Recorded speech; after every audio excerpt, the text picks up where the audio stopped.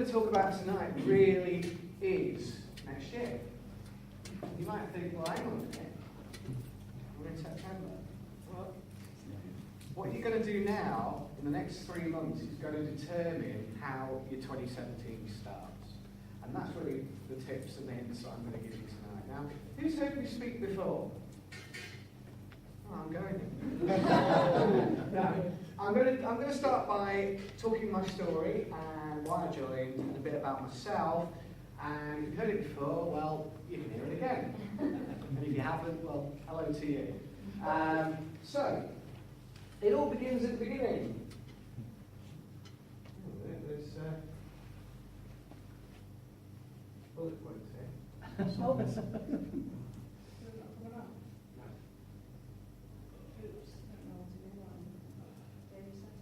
If I forward that, it's just, look, it's just giving the titles. Someone ring Dave. No idea. Dave set it up. I found a bit of paper, that helps. Did I miss anything out? No, I didn't.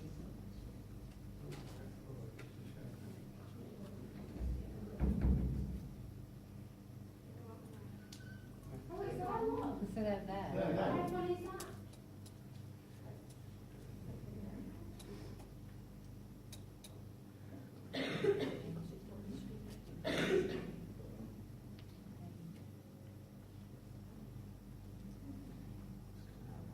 Sounds like they should need an IT expert that's not sunning themselves in Spain.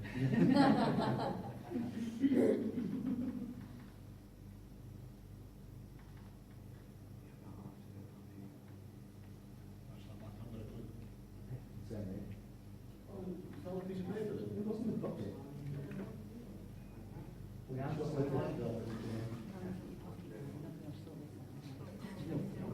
Yeah, we'll have to do it that way. Can you all see that okay? Switch it off. Not now you're in the way. Yeah. See the wording? Okay, I'm going to just...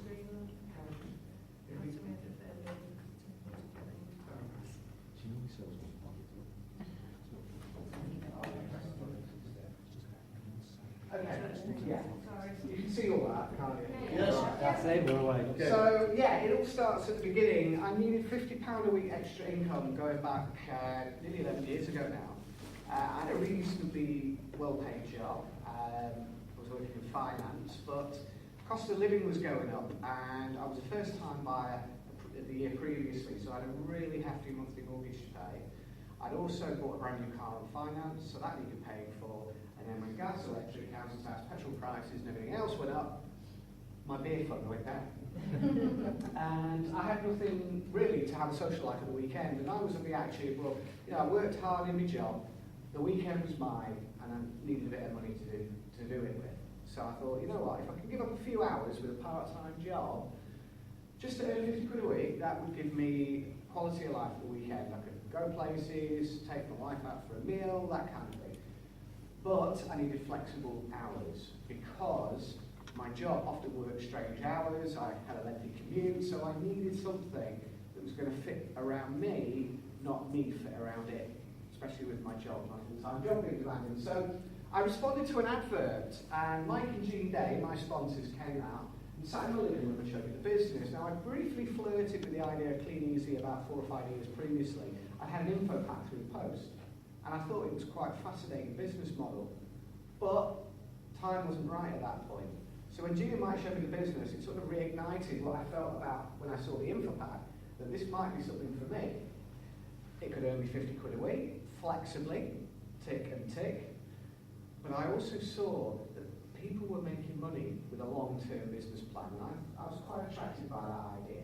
Now, I wasn't originally the easiest person to coach. You know, Jean told me to do one thing, I went off and did another thing.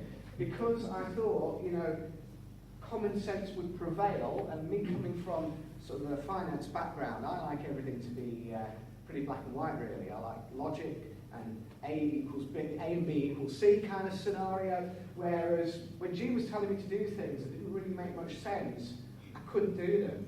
But what I've realised in this business is that you don't need to understand sometimes why things work the way they do, they just work.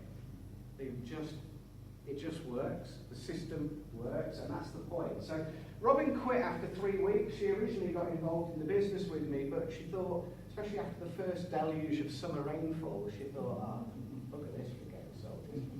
You see, she was quite happy sitting at home watching X Factor on a Saturday night, which that new thing that just started up on telly at the time. I wasn't. So I had a bigger goal to earn that 50 quid a week, but she also didn't get the long-term business plan on it. So she kind of said, right, I'll just do your share of the chores or whatever at home. And I thought, yes, I've been trying to do that, get that done for years. And I'll go out and earn the money, so that was fine. And that bigger picture, that long-term, building a customer base, and also the idea of networking, which although I didn't have a clue how I was going to do it, I could see that Mike and Gina had done it, and we're earning at that point about £3,500–4,000 a month doing it. I thought, that's what really kept me going in those early days. And I earned £211 in my first 4 weeks, which I was chuffed with, because that was the 50 quid a week that I initially joined for in the first place. So I left my job in 2007. 18 months after I joined the business, I built up a customer base. When my time came down, because I was just serving customers and not trawling the streets with lots of catalogues, I started to get involved in the recruitment and the networking side of the business and built up to gold around my full-time job by the end of 2006. In 2007, I left my job and went full-time. And by the end of 2007, got my income up to around £2,000 every 4 weeks as a bronze executive. And although I had the vision of earning the bigger checks, £5,000, £6,000 a month, there was no sense of urgency at the time. Robin had a full-time job, and really I just kind of fell into this trap of a 9-to-5 clean easy job, if you like, a reasonably well-paid clean easy job with no boss, except for my wife, of course. But that was the point. I'd reached a plateau for 3 years by the time 2011 had come. It was a good, clean, easy job, fully flexible, as I say, work on my own terms, but I did have this innate habit of clocking in and clocking out and thinking, right, the evenings are my own, etc. I suppose I just got used to just treading the mill. And we all get like that sometimes, we plateau. That's just the nature of it. But I've also allowed a few frustrations that have come along. People have come into my business, we're going to set the world alight, and then left. How many of us have had that? I'm sure we all have that have worked the business anyway. And that had become part of my sort of work ethic. Sometimes I just wouldn't push that extra mile. I didn't see the point, because things were comfortable. But in 2011, after our son was, he was born the year before, Robin went back to work for 1 day at the end of maternity and was made redundant. And it's messy, because they had a nice redundancy package, which was brilliant, that, a year's salary pretty much, which was fantastic. But then when we got about 6 months down the line, Robin kind of thought, I don't want to just live off my redundancy money, I'd rather do something productive with that. And then she said, right, let's get involved in the business, Stuart. By that time we'd already been on 3 or 4 trips, so she'd been exposed to the business and saw that it worked. But this time Robin got involved. We replanned what we were doing, or rather Robin actually took what I was doing and completely restructured me. And I thought, and because I've been on this plateau for 3 years, I got into this treadmill of doing everything on a set day, doing everything a set way, but not necessarily the efficient, productive way, just the way that suited me at the time. Well, Robin came in and said, well, you're wasting time doing that. Yeah, we had a few arguments, to say the least, let's put it that way. But she was right. She came from a business planning background in her job, and that was what she did. So she did it to me, and it worked. I must say, hands up now. It does work. I adopted a mantra. You see, we needed to rocket our income quite quickly, because without Robin's 30 grand a year salary, and with me earning £2,000 a month, we needed £3,000 a month just to really just keep a very basic standard of living, nothing too luxurious, but pay the mortgage and all the bills to go with it. So we had to put £1,000 on our income quite quickly. Now we could have gone out and made the choice to go and massively retail it, but because I had already built the team, and I knew that when I was on it, I was pretty decent at doing it, I thought, you know what, I'm going to put that energy into just doubling the size of the team as quick as we can. I sat down and I worked the pay plan out, and I realised that the best way to get the immediate income, was just to put people front line as quick as possible and as many as possible, and then obviously help them develop as time went on. So I adopted this sort of mantra, if you like, PSG is key. Personal sales group, for people that don't know, means people pretty much that you put immediately under yourself. And that certainly helped our check massively. And within a few months, we had got our income up to £3,000 a month. And this is how I did it. 10,000 flyers per period was the goal. 10,000 flyers, mainly through letterboxes, but under car windscreens as well, where I could. Did I achieve it? Not at all. I think I haven't achieved 10,000, but I've certainly come very close in trying. I think the most I've ever done in one period was about 8,500, but imagine if I set myself an 8,000 goal. I've probably done 6,500. You know, you've got to stretch yourself. So don't just put a goal for the sake of fearing the failure of achieving it. Put it a little bit beyond where you want to be, because you probably will fail to achieve it, but actually you'll achieve close and probably really what your heart has been set on in the first place. I always stretch your goals. The goal was to get 6 activations per period. That's 6 people that come in and then go on and place orders. Because some people join and they just disappear and they pay for their kit and you think, why? I still haven't got that. You know, 10 or 11 years in the business, still haven't got it, but I don't worry about it because I've got enough people coming in to put my energy elsewhere. That's also a key point to remember. I achieved it every month. I increased all rods in the pond. I did every single form of fish pond activity that I'd heard of since I've been in the business, even the ones I didn't like, because I had been picky and choosy at that point. I presented the business to a minimum of 20 people per week. You know, spoke to about the business, proper presentation, 20 people in different forms. There are lots of ways of doing it now. Some people do it on Facebook, some people do it on the phone, some people do it face to face. Info packs, well, that's not a proper presentation, but you know what I mean. You've got to present the business, but I built an equivalent of a gold business in our PSG in 90 days. Worked smart. You know, I realised that I was wasting pockets of time. I didn't do things, just little core basics like putting a slip through the door telling a customer when you're going to deliver an order. Because I thought, well, if they're not, I'll just go back another time. Because I've just got in that routine of just whatever, kind of let the business drive me rather than me drive the business. Little things like that, working smart. And then, when the results started to come through, 6 activations, a minimum every period. I remember, a couple of people in my team who had been doing a bit of sponsoring here and there. Somebody says, "Sponsoring's really got easy now, isn't it, Stuart?" I said, "No, I'm just doing more." And within a couple of periods, they started to think that, well, hey, it's possible. So they started to do more. You see, where you lead, your team will follow. So if you're not happy with what your team are doing right now, and you've coached and worked with them and taught them what to do, go and find a new team. I don't mean that in a horrible way, I mean that in a genuine way. Go and find more people. Because I tell you what, when you do, those same people will suddenly realise, hey, sponsoring's got easier. And you know, when people think that because they see you providing results, their own coach providing some more results, they tend to feel more motivated to do more. It's funny, it has it's an infectious thing, isn't it? It's like negative vibes and gossip can be infectious. Well, on the other side, you've got the positive infectiousness of, results create confidence, create motivation that create results. And of course, if you've got lots of people in your PSG, you've got no reliance. You're not waiting for that one person to achieve their bonus and you can achieve yours. You'll get your bonus anyway. And meanwhile, you're helping them to achieve theirs. Yes, they've started, but really, I reckon only in the last week, 10 days, at Christmas sales really started. So that check there really doesn't reflect Christmas sales, and some of it's August as well. Just under 6,500. That's kind of my average check there. But the difference between these two checks, that was me working 100 hours a week to achieve that, although I've worked very hard this last period because of this 30-30 mini challenge. That check is whether I work or not. Because what I was doing here to get that check has continued to pay me here 3 years later. Does that make sense? Yeah. It's the legwork that I did in those earlier days when I was working my absolute pants off that gave me that check. But whether I work or not now, I'm still getting paid. And that's because of the coaching and the support and the working with the people I did recruit, the ones that wanted it, who they've gone on and built their own networks too.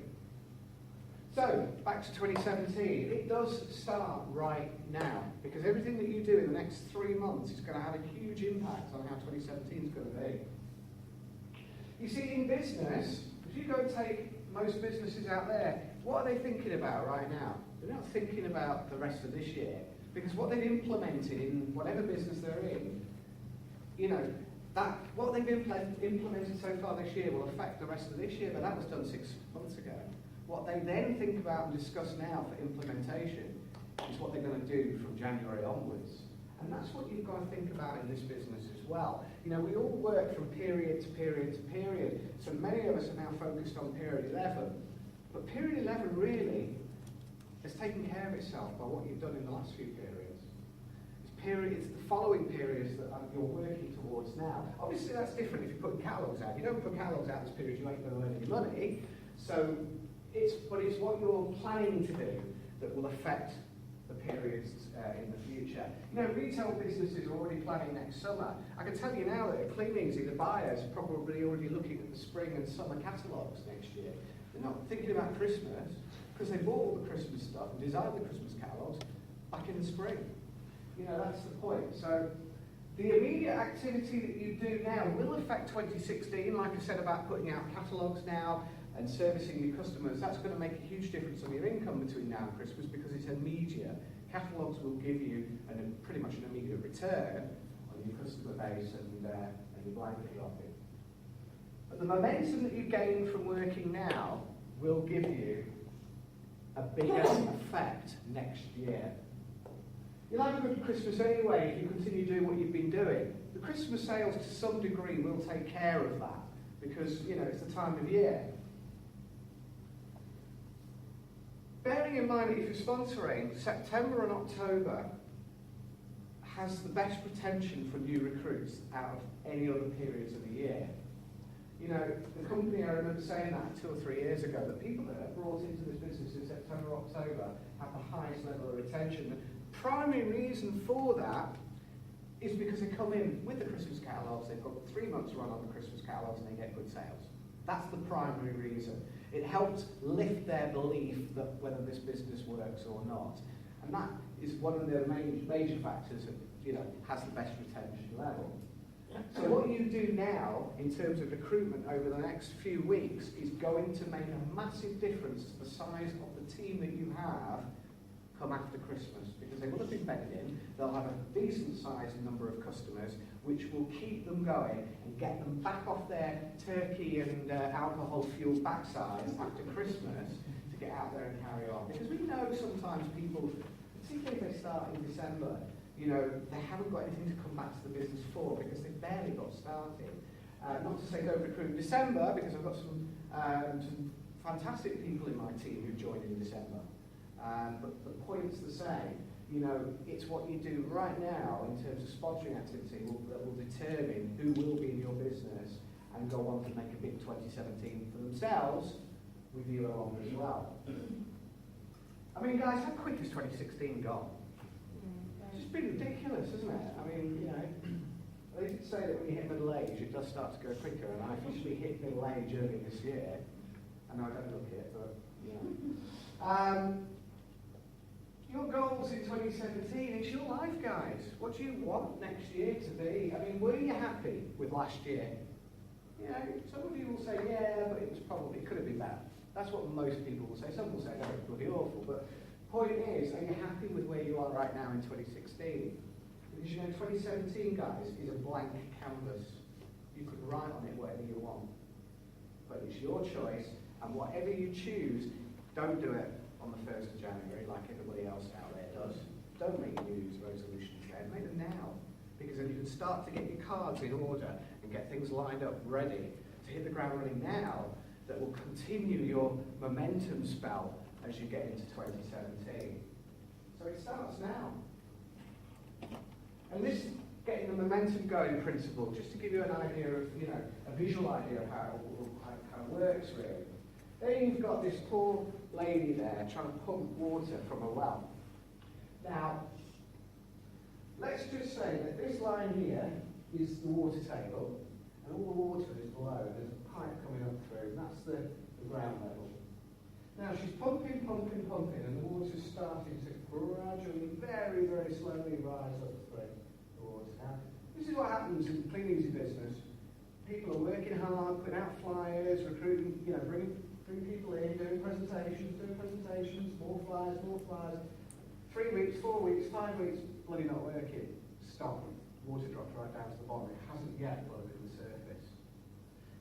And they think, this is where the hard work is. And you can see the sweat coming off this lady almost, she's really pumping hard to try and get this thing. And it's very easy to turn around at this point after pumping hard like that for hours or days to think, this well's dry, there's no water here. But you see, once that water breaks the surface, it gets a lot easier to maintain, because then it's just a matter of just keeping it going gently to keep the flow. It's the first bit to get going that is the hardest, and it can take a few weeks to get that momentum going. But once you've got it broken and it starts flowing, it gets easier to keep going. You see, 2017 now runs from now, in my view. This is how I plan my years in the business. 2017 for me runs from period 10 to period 9 next year. Because whatever happens after period 9 next year will be a byproduct of what you've done in the next 12 months, because the Christmas sales will take care of the rest of that year. But what you do now, you see, if you start in January, it's going to take you 3 or 4 months, maybe April or May, before your 2017 starts. And you've wasted 4 months of the year, potentially, so get going now. So, let's have a look at the sort of numbers that you might need to be looking at to actually get yourself a wicked 2017. Sponsor 48 people in the next 12 months, from period 10 to period 9. That's 13 periods, it's 4 a period, well it would be 52, but I'll give you Christmas off. If you do that, if you bring 48 people in the next 12 months, not 38 or 28, but 48, you'll find a diamond. You'll find somebody who, it might be a rough diamond, so you might not know that they're actually a diamond, but give them a bit of polishing, and after a while, you'll suddenly see that there's a lot of promise and potential there. I think everyone's got potential, it's just most people don't know it. If you do that, so break it down, if you sponsor 12 people in the next 12 weeks, which takes us up to Christmas, I think Christmas is about 14 weeks away, so just before Christmas, you do that, you're going to move your business forward. You're going to move your business forward for January and beyond. You see, if you do 48 per year for 1 year, you'll hold gold permanently. You can make gold by doing 12 in the next 12 weeks. You can make gold doing that. Can't you, Chris? Bring 12 people in and you can make gold in the next 3 months. But if you then get out of those 12 weeks, so it's a new year, and you stop doing 12 in 12 weeks, 1 a week, and you might do, 2 a period, 3 a period, you're going to be struggling to hold gold. You're going to have to keep struggling to hold that pin level. But if you carry on going and do 48 in a year, I can tell you now, you'll hold gold permanently, because amongst those 48 people, you'll find some good retailers, some good steady eddies, and a diamond, or 2 possibly. And you'll hold gold permanently. Now, if you keep doing that for 2 to 5 years, I can promise you now, and I'll put 100 quid down on it, I promise you now you can retire in 2 to 5 years' time and live on a residual income. I did that for 2.5, nearly 3 years before my second child was born, which kind of upset the apple cart, but then I took time out to enjoy my new baby, and we were sorting out other things as well at the time with the apartment we bought in Spain, etc. But the income kept going, just kept going. So how do you get 48 people per year, or 12 in 12 weeks, or 4 a period, same figures? 10 presentations a week. Face-to-face, on the phone, or you can do it, as I say, these days on Facebook, but you would need detailed, proper explanation and a proper presentation. You can do it online, getting 10 people per week to set up their own group so they can sell to friends and family. You need at least 2 people per period hitting a bonus. a bonus for the first time, I don't mean 2 people out of a group of 30 that you've got in your group. I'm talking about 2 new people per period hitting a bonus for the first time. Because it's no good bringing loads of people in, but if they're not earning any money for themselves, where's the incentive for them to stick around? If they're earning 2, 3, 4, 500 pound plus every 4 weeks, they're earning money that is, changing their lifestyle, and they become reliant on it. So it's your job to coach people how to do that. And if you're not doing that, and many aren't, don't beat yourself up about it. Just practice. And go and speak to your sponsor and learn some techniques on how you can help people get to bonus. Learn some tracking, how to track them properly. Learn some skills, some people skills on how to, help them overcome their challenges by using the right language. And understand, guys, it's a system. You don't have to be clever. You don't have to be anybody special in this business at all to achieve these kind of results, to achieve those kind of incomes. All you need to do is understand it's a system. It is just literally a set of instructions that if you follow and continue to follow and continue to follow again and do lots of it, that's the point. If you do lots and lots and lots of it and you don't get hung up about results in the meantime because you'll be dealt all sorts of cards along the way, you just keep doing it regardless of the results, it will work for you too.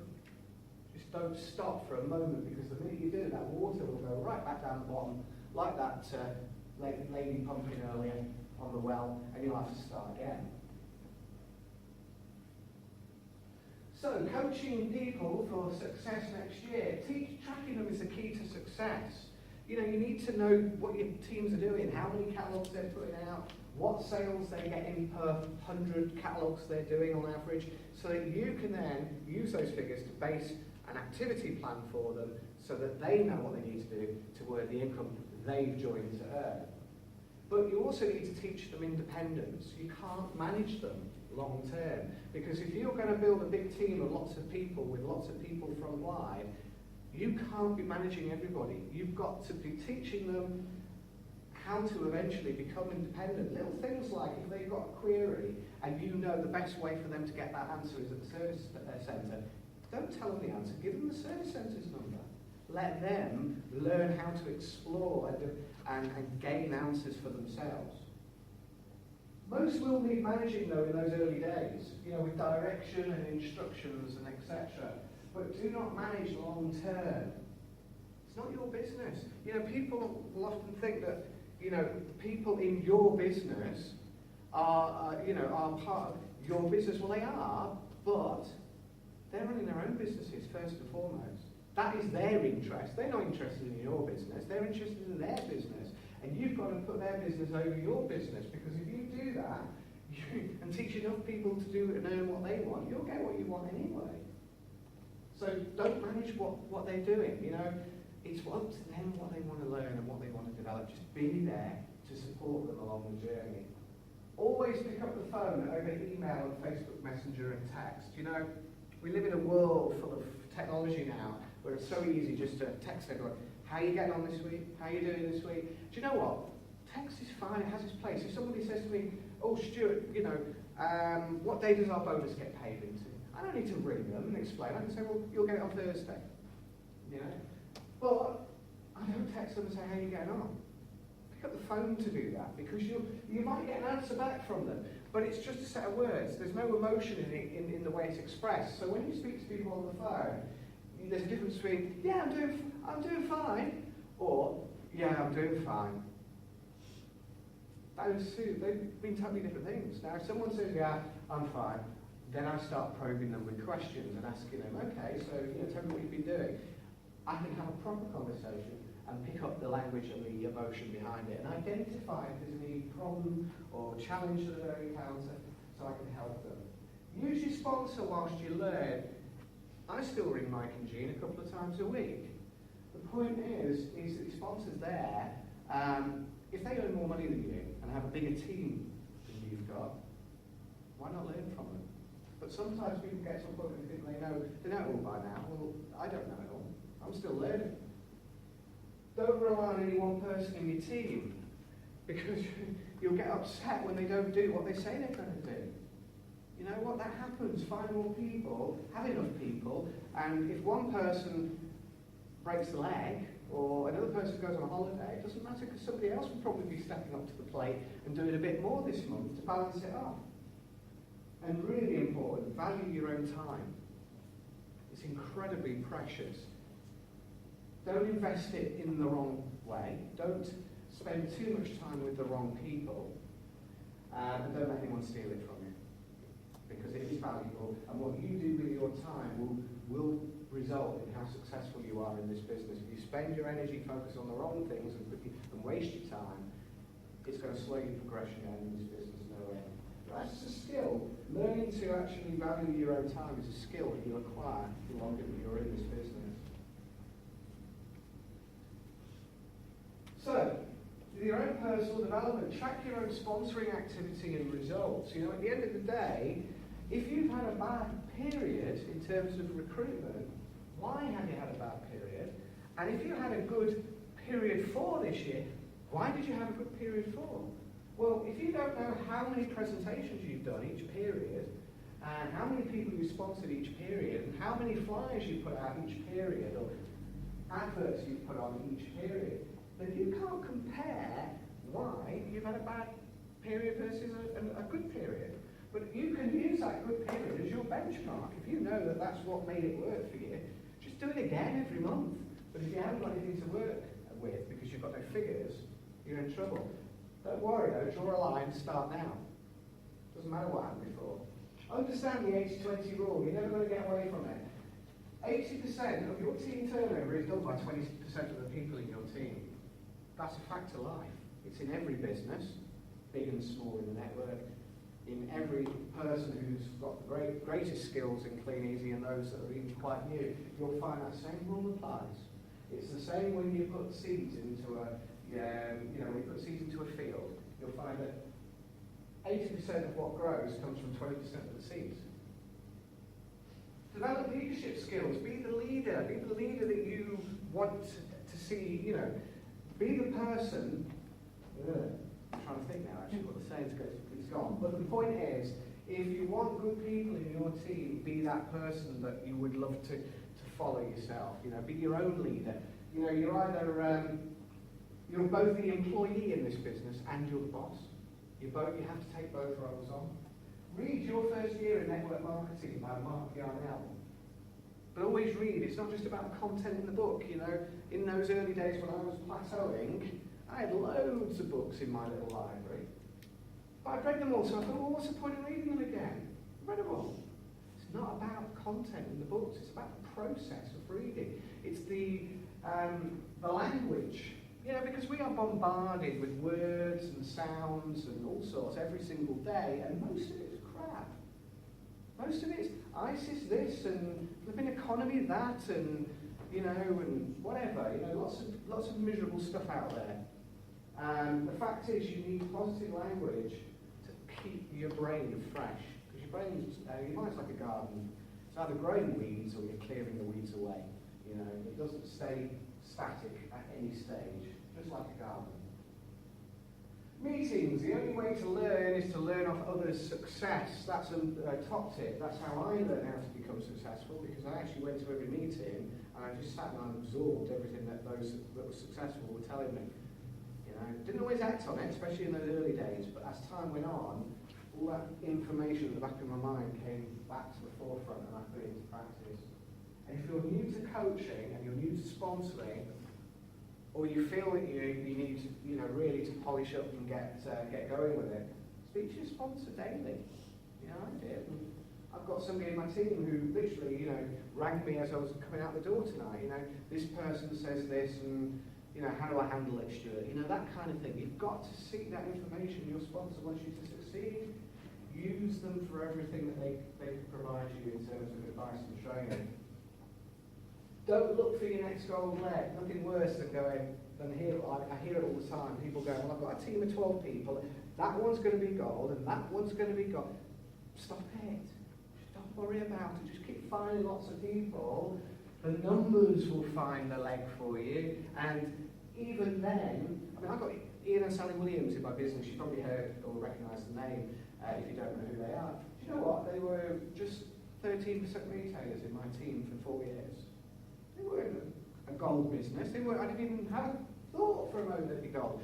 That's because I didn't worry about it. I was working just to find volume of numbers, lots of Ian and Sally's, because some of them will eventually go on and become gold. Well, look at Ian and Sally now, turn over 30 grand, bronze execs.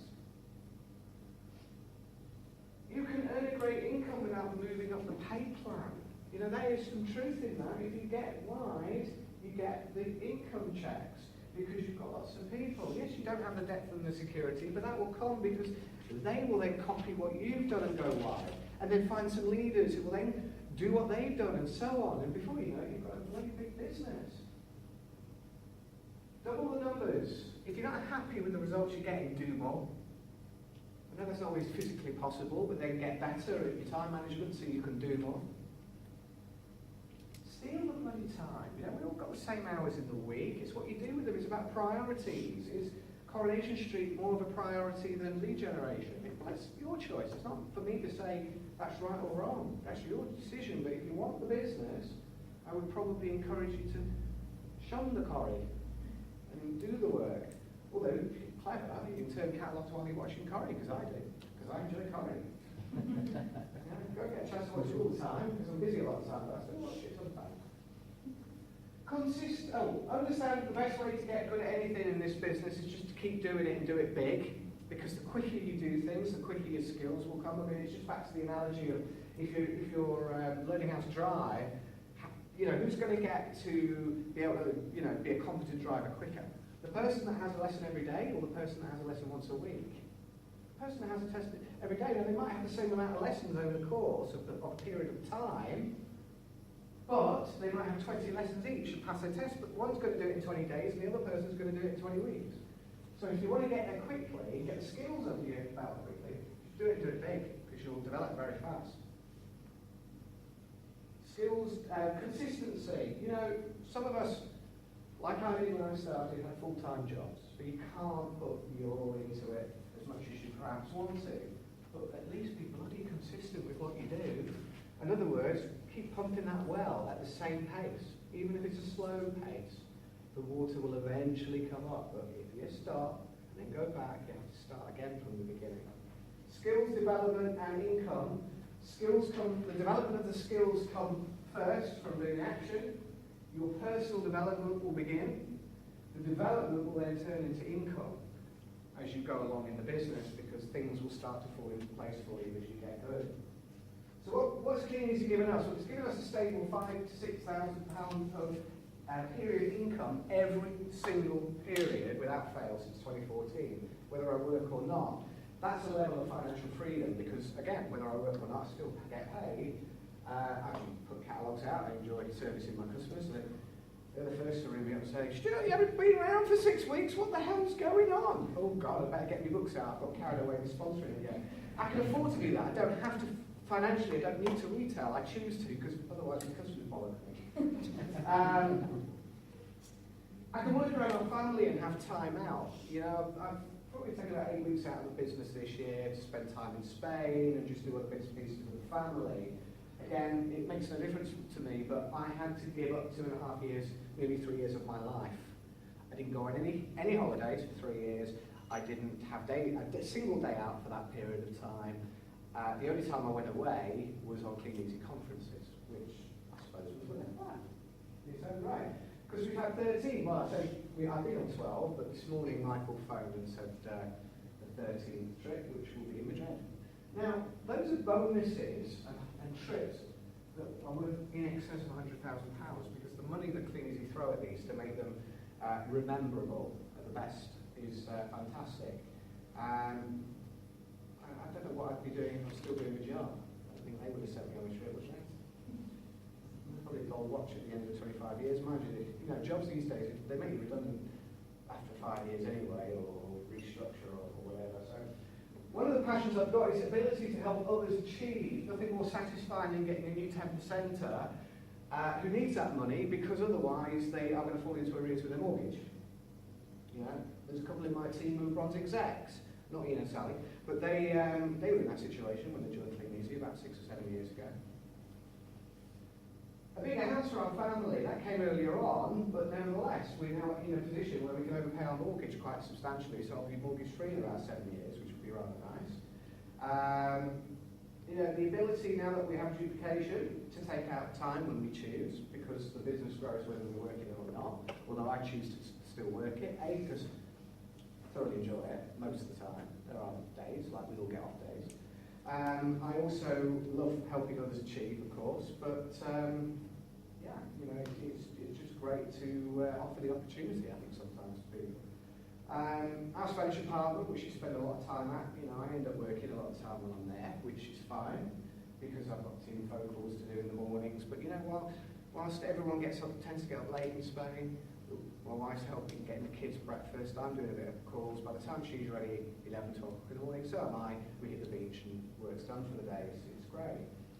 The ability to set goals, you know, you don't have that in most other occupations. To be able to, so like for us, you know, I wanted that 30-30 minute. I thought, right, I've got people in my own team that have done it. I want to do it, and I'm going to make it happen before the end of this year, so let's get cracked and let's get working. And I work to goals, you know. A lot of people do. Personal development, you know, I'm not the person I was when I joined the company. And in fact, those that may know me in the room, who've known me a few years, probably, I don't know, when there's some more development go on. But we all develop as we're in this business, and we all become different people, and often better people for it. So these are some of the things that we've done, you know, swimming with dolphins. One of Robin's dreams, particularly, there's our apartment, there's the view off our balcony. Cape Town, Robin disappeared off. She says, "Oh, I'm going to Cape Town tomorrow morning." I went, "You are? Take the kids." I can't say I was too chuffed about the thought of that, but I said, "Oh, I'm not going anywhere. I've got 30-30. We need to get." So it was great. It was bliss. It was peace and quiet. No 2 kids, 3 and 6, running around the house fighting each other and jumping on each other. And Robin was quiet too while she was away. She was 6 hours away. But no, the fact is, Robin is South African, and she goes and sees her family from time to time. But she can do that. She can just say, "Let's go next week." You know, spontaneous life that you can live because you've got no boss. And other things that we've done, you know, that's Craig White and Jamie and Adele Castle's boat that they've invested in together on Marnor. They've got an apartment quite near where we are in Spain. So we took the kids out on, this time last year actually, took the kids out on Marnor, Europe's largest inland lagoon, and Craig gets the steering wheel and tries to scare the crap out of us, but that's the way it goes. And this was only last month. You might recognise that handsome devil in the corner, Mr. Burwhistle. And of course Angela there with Robin. You know, I mean, we didn't even know they were there until I saw them on Facebook, that they were down the beach not far from us. So I was messaging them and said, "Hey, do you want to meet up?" And we showed them around, because they were obviously quite new to Spain, as you know, probably know a bit about their story. They've gone over there for a few months. And it's just meeting like-minded people and having a bloody good crack. That's what I love about this business. You know, you meet these people who understand the journey of the development that they've gone on as well as you've gone on. You know, you just thoroughly enjoy each other's company. You know? So it's people that you've met in this business and the friends that you've made as well. So guys, I'm going to finish on this. I hate to tell you, but 2016 is already history. It's time for 2017. Go on then, make it your epic year. Thank you very much.